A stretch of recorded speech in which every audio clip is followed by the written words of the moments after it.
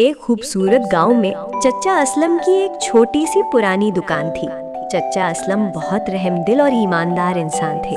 ان کی دکان پر ٹافیاں، بسکٹ اور رنگ برنگے کھلونے ملتے تھے، اسی لیے گاؤں کے تمام بچے انہیں بہت پسند کرتے تھے۔ ایک دن احمد نامی ایک چھوٹا بچہ چچا اسلم کی دکان پر گیا۔ اس نے ایک چاکلیٹ لی اور جیب سے پیسے نکال کر چچا کو دیے۔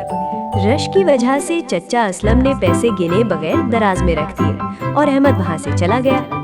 گھر جا کر احمد نے دیکھا کہ اس کی جیب میں ابھی بھی کچھ پیسے باقی ہیں، جبکہ اسے لگا تھا کہ سارے پیسے خرچ ہو گئے ہیں۔ اسے احساس ہوا کہ اس نے غلطی سے چچا اسلم کو کم پیسے دیے تھے۔